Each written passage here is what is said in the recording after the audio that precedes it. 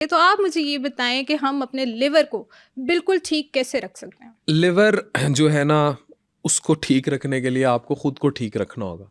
ये बात मैं बहुत दफ़ा कह चुका हूँ लोगों को, और इसका डाया बहुत बड़ा है। हम सिर्फ कन्फाइन रखते हैं।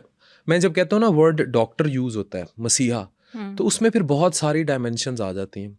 लिवर और स्टमक आपका ऐसा ऑर्गन है, मुझे इसका स्पेशलिस्ट बनने के बाद समझ आई कि ये तो हमारी इन्वायरमेंट ने ठीक करना है। तो प्रॉब्लम इज़ लिवर ने आपकी हर वो चीज़ साफ़ करनी है जो आपने खानी है, और स्टमक का रोल भी उसी तरह का है। लिवर बहुत बड़ा आपका बड़ा तरीन वाइटल ऑर्गन है, और आपके खाए हुए toxin, specially if you take any नीम हकीमी ड्रग और एनीथिंग, कोई भी इस तरह का हर्बल कंपोनेंट जिसमें कोई भी टॉक्सिन मौजूद है, इवन आप अपने इलाज के लिए कोई ऐसे एंटीबायोटिक्स हाइपोटेंसी यूज़ करें, वो जाके लिवर को हिट कर देगा। इवन पैनाडोल अगर आपने बहुत सारी खा ली हैं, आप दिन में 8 गोलियां खा सकते हैं, ठीक है ना, 500 मिलीग्राम की। अगर आपने बहुत ज़्यादा खा ली हैं तो तब लिवर फेल भी हो सकता है। तो ओह! लिवर इतना कीमती ऑर्गन है, लेकिन हमें क्योंकि ये ख्याल नहीं है हम क्या खा रहे हैं, तो अल्कोहल देखें डायरेक्ट आपके लिवर को हिट करता है। इस तरह फैट डायरेक्ट आपके लिवर को हिट करता है। समोसा इज़ इन, या कोई भी फैटी चीज़ और हमारा junk food taken in excess उतना ही डैमेज करता है लिवर को जितना शराब कर सकती है। तो दैट्स वेरी क्लियर। उसको अल्कोहलिक कहते हैं, इसको नॉन अल्कोहल नेफल्ड कहते थे, अब इसके मॉडर्न नाम आ गए हैं, मैफल्ड है, मैसल्ड है। इसी पे सारी जो अभी लिवर की सोसाइटी की कॉन्फ्रेंस हमने जो टोटल फोकस था उनका, वो स्टियाटोसिस इन लिवर पर था। फैट जो लिवर में आ रही है तबाही कर रही है। अब ट्रांसप्लांट की बहुत बड़ी वजह मैश इंड्यूस सिरोसिस है, या नैश इंड्यूस सिरोसिस है, या ये फैटी लिवर है जो लिवर को सख्त करता है और फिर उसको सकोड़ देता है। आपसे मैं यही पूछना चाहूँगी कि फैटी लिवर आपने यूज़ किया, अब आप डॉक्टर की टर्म में तो आप इसे बड़ा अच्छा समझा सकते हैं, तो मुझे ये बताएं, बहुत सारे यंग एडल्ट्स जो हमारे बेशक वो मेल हैं बेशक वो फीमेल है, से गुजर हैं और वो इस चीज़ को सीरियस नहीं लेते। देखिए, फैटी लिवर जो है ना, ये एक बड़ी ब्रॉड टर्म है, बहुत ब्रॉड टर्म है। अब होता क्या है कि पिंडों देहातों में जो लोग ये अल्ट्रासाउंड करते हैं, इनको ज़रा सा इकोजेनिक लिवर नज़र आई, इसको फैटी लेबल कर देते हैं। अब वो फैटी लिवर होता भी है, पर वो चेंजेस आने की वजूहात काफ़ी सारी हैं। हेपेटाइटिस सी इंड्यूस्ड भी हो सकता है, मेटाबॉलिक भी हो सकता है, there are lots of reason. उसकी मॉनिटरिंग के लिए बहुत इंपॉर्टेंट है एक कंप्लीट पैरामीटर चेकअप, ठीक है। अब होगा क्या, जो लिवर इंजरी है, हिपैटोसेलुलर इंजरी है, ये मैंने पहले भी बताया था, and that clip went in millions in India on PTV. मैंने बताया था कि आपके जो एंजाइम्स हैं जो लिवर इंजरी को इंडिकेट करते हैं ना, वो ALT और AST है। You go for a lab test.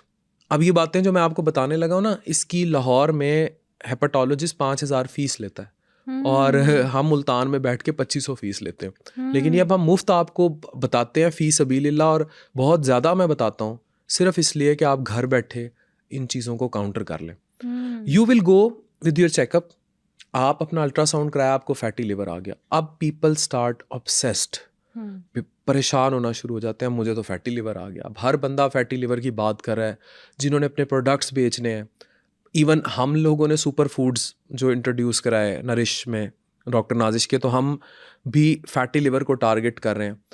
अच्छा, अदर देन दैट जो बहुत सारी अदर चीज़ें हैं, लिवर डिटॉक्सीफाई ले लें, ये ले लें, इतनी प्रोडक्ट्स आई हुई हैं। उन प्रोडक्ट्स में एक्सेप्ट सुपर फूड्स बहुत सारी प्रोडक्ट्स ऐसी हैं जो लिवर को डैमेज करती हैं फ़ायदा करने की बजाय। They cause drug induced liver injury. इसको पढ़ें चैट जीपीटी से, मैं तो इन्हें कहता हूँ पढ़ा करें, खुद पढ़ा करें। इसको पढ़ें चैट जीपीटी से या गूगल से, या आर्टिकल्स निकाल लें। अब होता क्या है, आपका हिपैटोसेलुलर एंजाइम्स ALT और AST ये एलिवेट है। अब इसकी भी रेंजेस हैं। अब लोग देखेंगे थोड़ी सी माइल्ड एलिवेशन है ALT में, परेशान हो जाएंगे बहुत ज़्यादा कि हमारा तो जिगर गया। For example, upper limit normally variate करती है बिटवीन 35 से 40, मर्द ख़वातीन का थोड़ा बहुत डिफरेंस करके, अदरवाइज आप 40 का एक कट ऑफ ले लें ALT का। अब अगर 55-60 हो गया है और उस पर आप पागल होकर डॉक्टरों की तरफ जा रहे हैं, परेशान होना शुरू हो गए हैं और चीज़ें हैं, तो you have to think what you are eating, what is your weight, आपका BMI बॉडी मास इंडेक्स कितना है, और क्या मैं उसको कंट्रोल करके चीज़ों को, या कोई रीसेंट हालिया मैंने कोई फक्की तो नहीं खाई। लोग कब्ज़ के लिए फक्कियाँ खा रहे होते हैं, वो डिली कर रही होती है, कोई हकीमी दवाई तो नहीं ली। तो अल्ट्रासाउंड पे अगर फैट आ गया है don't think you are going to die, okay. Don't worry for it. Worry हों, लेकिन ये नहीं कि आप ऑब्सेस हो जाएं। मैंने देखा है ना पिंडो देहात, मेरे पास क्लिनिक्स में आते हैं, कहाँ पर होते हैं कि फैटी लिवर आ गया। तो कोई बात नहीं, क्या क्या हो गया अगर आ गया तो go get your other test checked, जिसमें मोस्ट इम्पॉर्टेंट जो बेसिक टेस्ट है वो कंप्लीट LFTs है। लिवर का टेस्ट चेक करें, उनमें सारे पैरामीटर्स हैं, जिसमें फैटी लिवर की हेपेटोसेलुलर इंजरी देखने के लिए ALT और AST का पैरामीटर सबसे इंपॉर्टेंट है, जिसमें ALT है। तो ये अगर रेज्ड है, फिर हम देखेंगे कितने रेज्ड हैं, तो then we start advising them lifestyle modifications. अब लाइफस्टाइल मॉडिफिकेशन भी बहुत बड़ी टर्म है।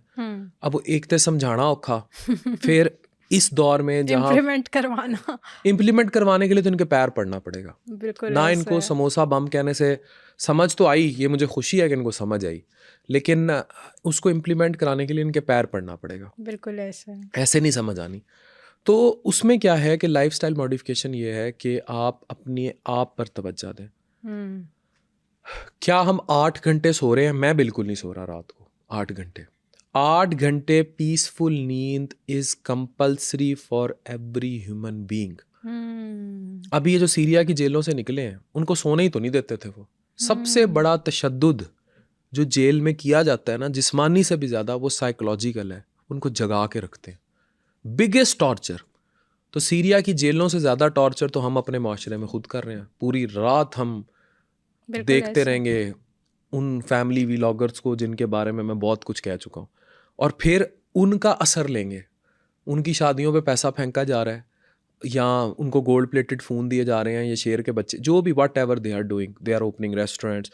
अब उस मादियत के दौर में हम उसका साइकोलॉजिकल इम्पैक्ट लेकर सोएंगे और अपनी आधी नींद भी बर्बाद। एवरेज नींद जो शहरों में नौजवान लड़के लड़कियों की है 8 से 18 साल की, एवरेज नींद पर डे 4 से 5 घंटे है। बाकी टाइम ये जागते हैं।